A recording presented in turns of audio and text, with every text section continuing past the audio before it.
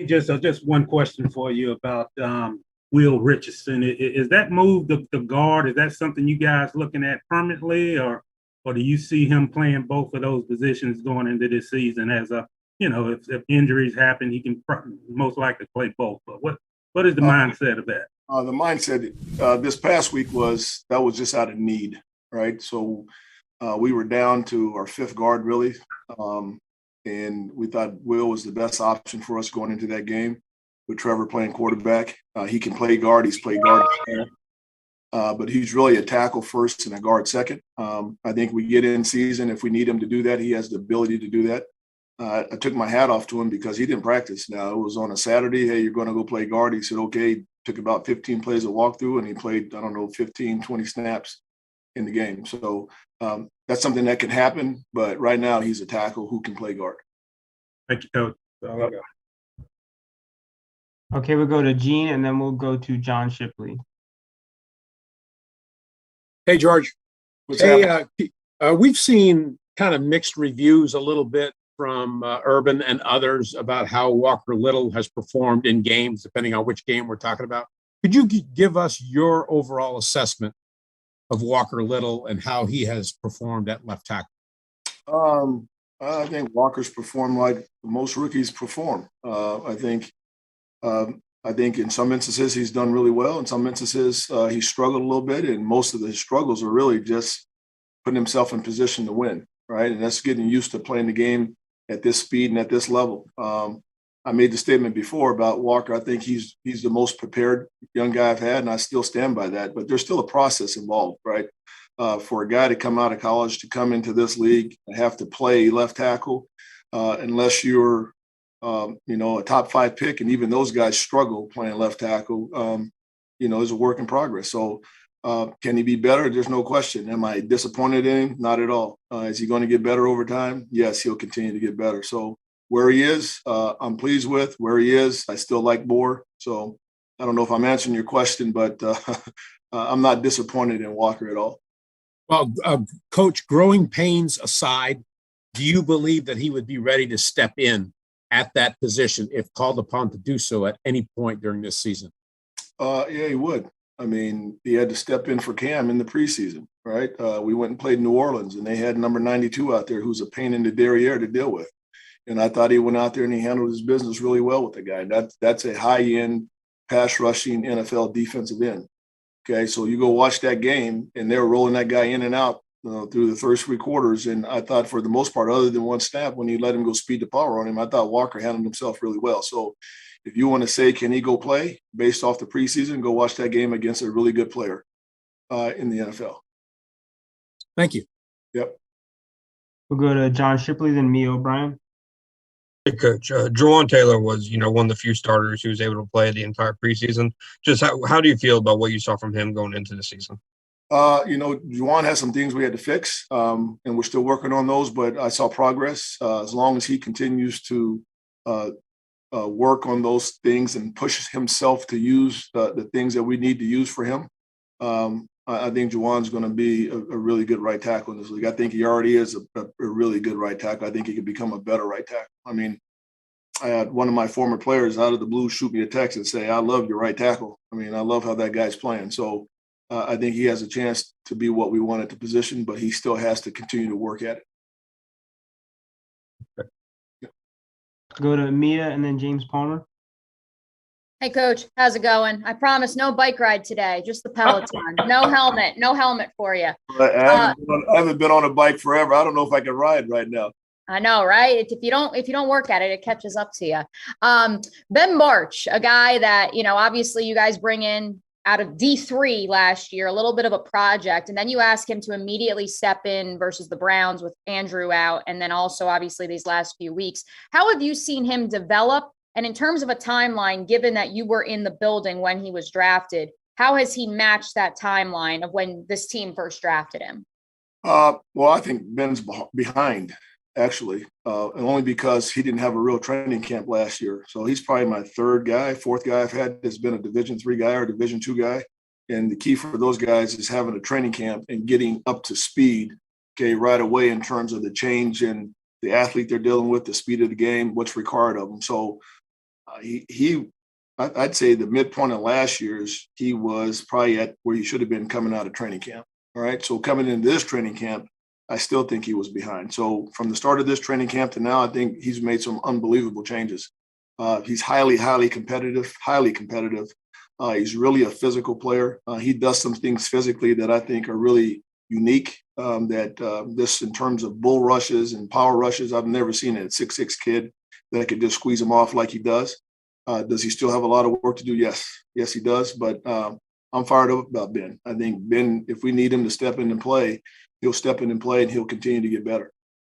Awesome. And with that said, Andrew, Linder, Cam, you expect all of the starting five to be good to go week 1 against Houston? That's my anticipation, yes. Awesome. Thanks, Coach. Uh-huh. All right, we'll finish off with James Palmer. Hey, Coach, hope you're doing well. Obviously, your group's goal is to protect Trevor.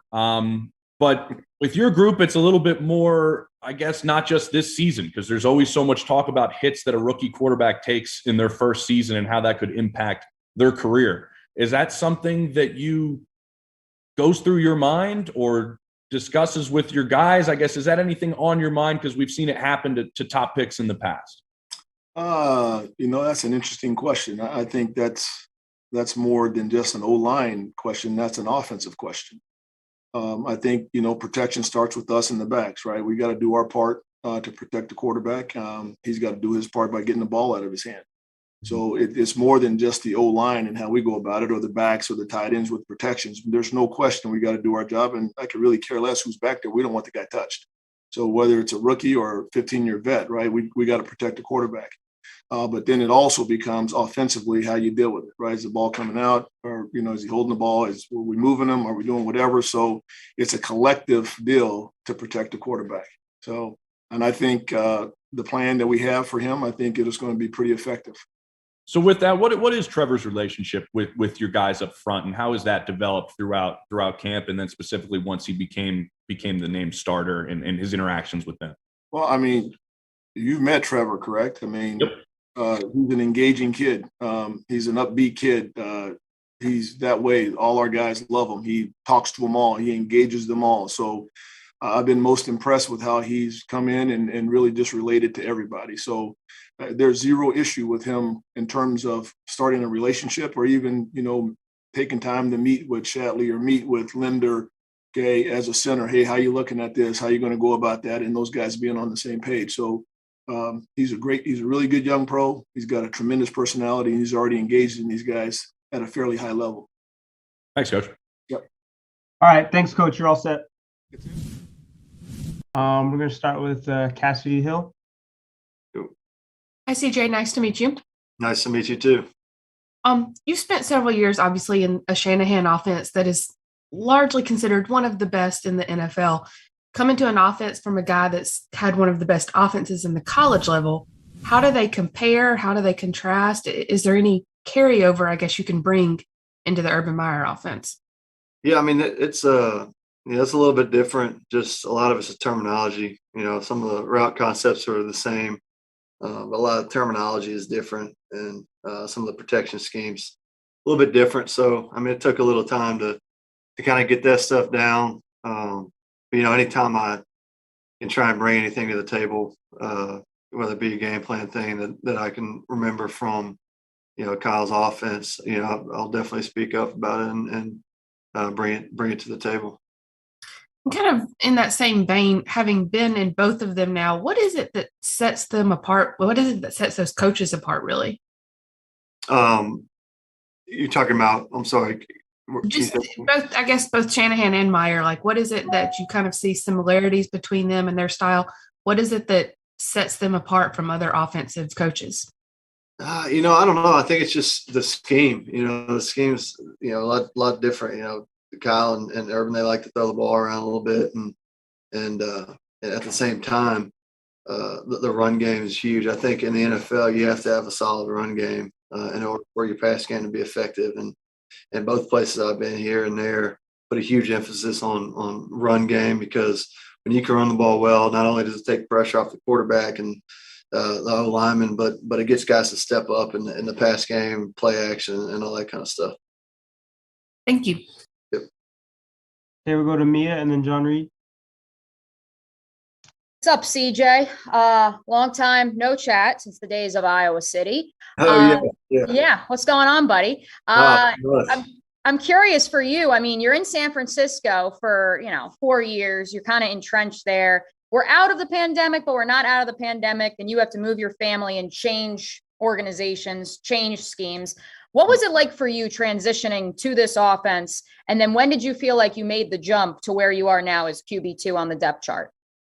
It was spring was trying to get a feel for the offense, the terminology, all that kind of stuff. It's kind of like learning a new language. There's some carryover from, certain offenses in the NFL, and there's a little bit here, but it really is like learning a new language. So you're just kind of trying to speak that language with the coaches and get on the same page with them. And, I'm still growing and learning and trying to do that as we go. And I will be for the next, however long I'm here. So, but it's definitely slowed down a lot.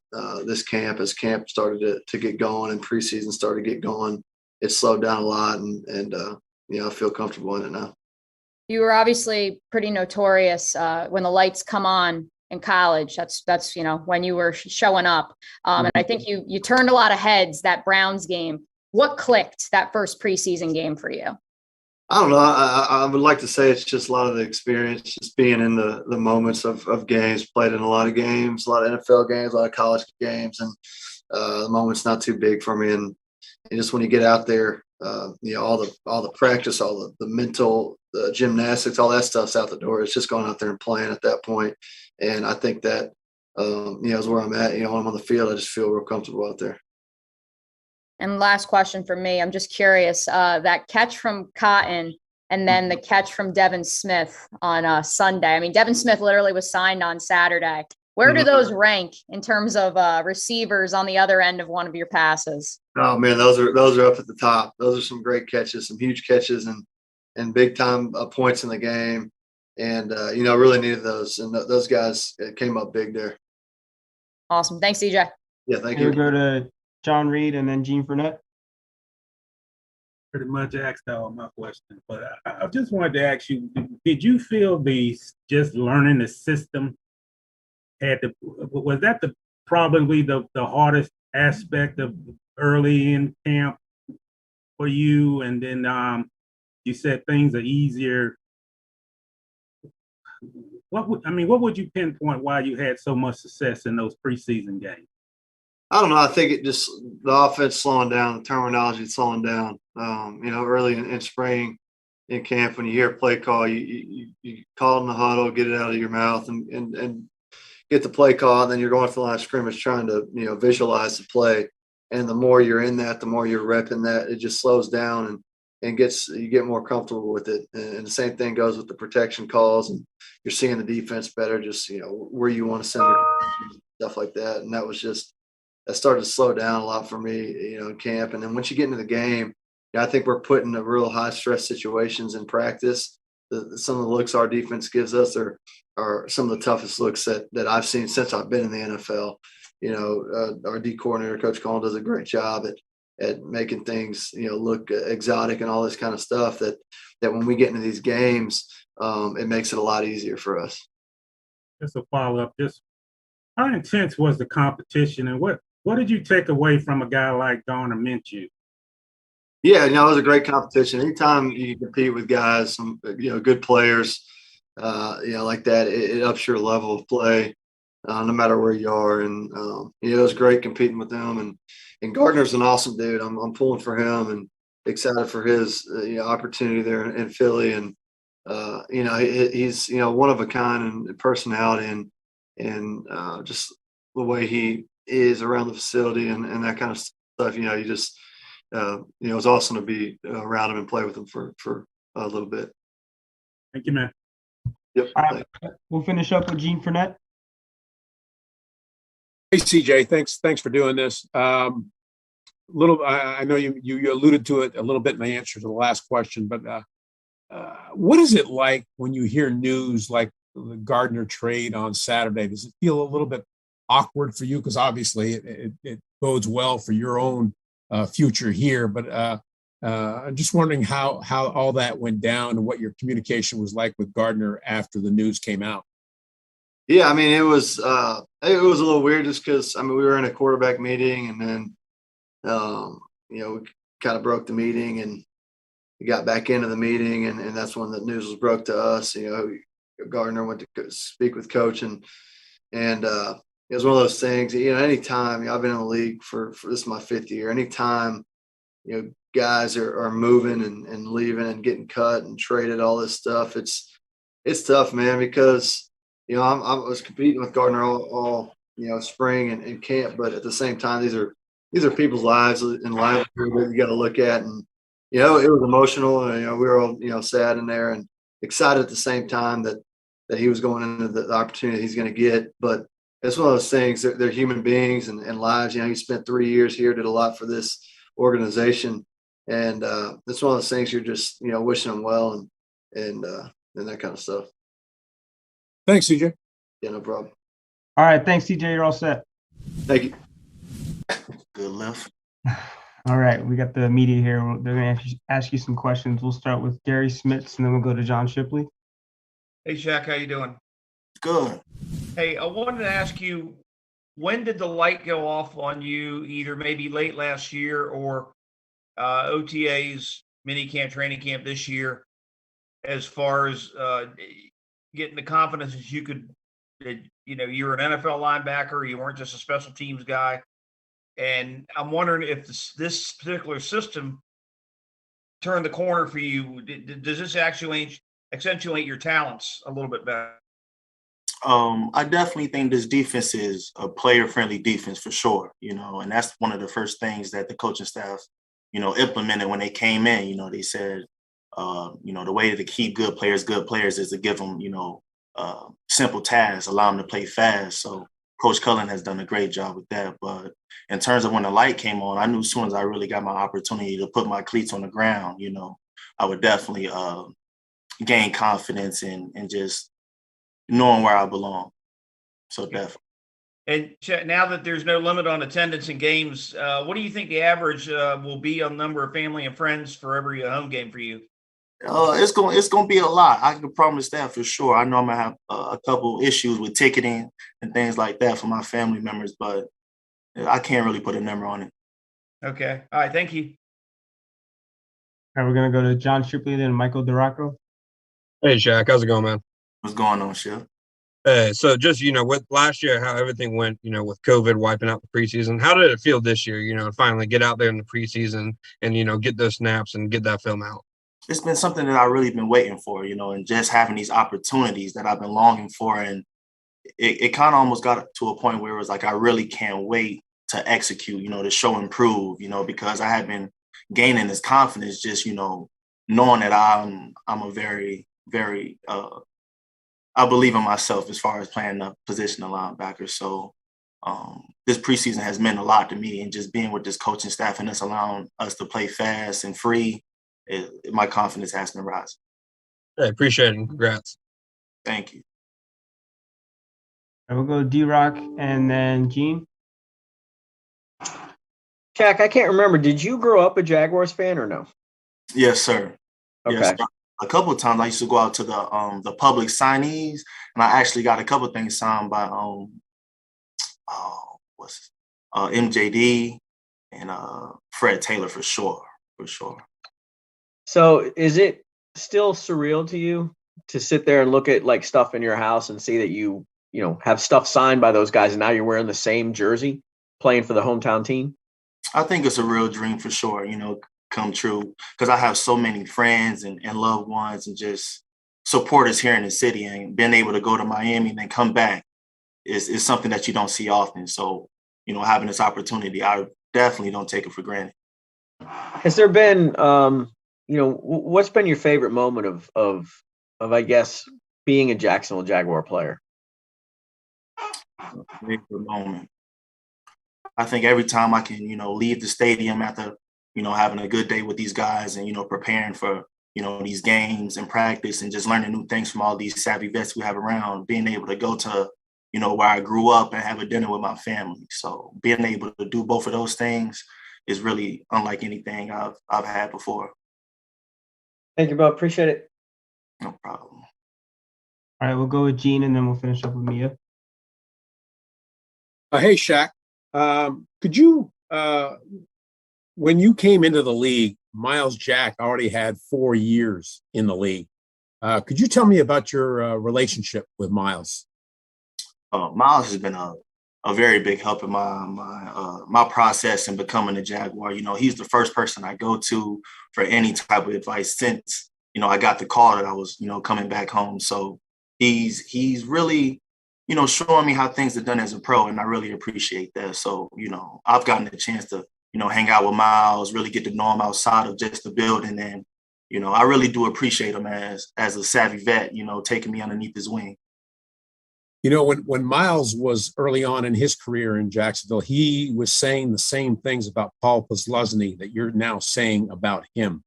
Has he talked a little about either how much Paul meant to him, or relaying to you that part of his job is to be able to mentor guys like you because of the time that he's built up in the league?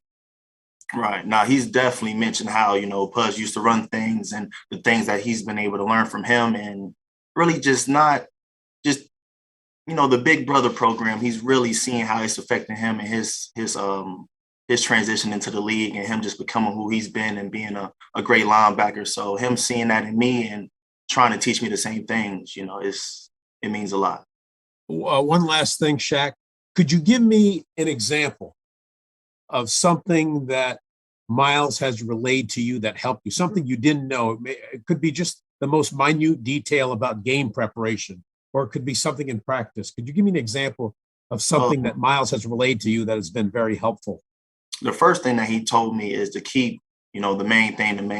And, you know, coming into the league, especially in the COVID year, you know, where we didn't have the same opportunities, you know, we had to really roll with a lot of the punches. He told me to prepare for every game as if it was your last game, you know, even with having to deal with, you know, outside distractions and things going different than you planned them. You just always prepare, you know, and then when you get off the field and you finally put your cleats up, you done watched your film, you can focus on everything else that you need to. But keeping those things separate really has helped me in a lot of ways of being able to perform more freely on the field while not thinking about, you know, just the off the field issues and things of that nature. And he said that he learned that especially from Puz, of how pro-like he was and just the way he carried himself and the way he was able to switch in and switch out of, you know, those work days. Thank you. No problem. We'll wrap up with Mia. Shaq, I have to ask, not to get too personal, but when you move back to Jax, are you moving back to Clay County, or are you like, no, maybe I won't live at home, Mom? Or were you excited to get back to those Clay County roots? Or I mean, I'm in Clay County often, you know, because my family stays, you know, close to there and things of that nature. You know, I'm there all the time to support my Oak Leaf Knights. So, but I'm not in Clay County, but I'm close to it. Well, I know you're following the Knights. What'd you think of that performance on Saturday night in the rain? I mean, there was a rain delay, was there not? Mm-hmm. Yeah, I think they did very well, man. I mean, I think I try to come in and talk to them every chance that I get, you know, but I feel as though the culture is still there from when I was there. And that's one of the great things I like seeing about them. You know, they still have that Oak Leaf Knight pride in them. That, you know, that team I was on and the team before me where, you know, Darian Owens passed it down to me, I still see the hunger there. Love it. Love it. On the field for the Jags now. You came into one system. You were playing kind of a similar role, a little bit maybe, at Miami to what you're playing now. Can you kind of walk us through that kind of roller coaster of this is what you were playing, this is what you did play, and now you're kind of going back to step A? Well, when I was at Miami, the defense was pretty and is pretty similar to the operation that we have here now. You know, it's a lot of blitzing, it's a lot of fires, it's a lot of good stuff in general. So it's really was the terminology. And then once you get the terminology down, it's really about being able to process it and then play it, you know, and execute it at a high level. And moving into this system has helped me with that a lot. You know, the last system for my rookie year was a little bit different in a way, but a lot of the same scheme, the terminology was just a little more complex. But this one is very player friendly.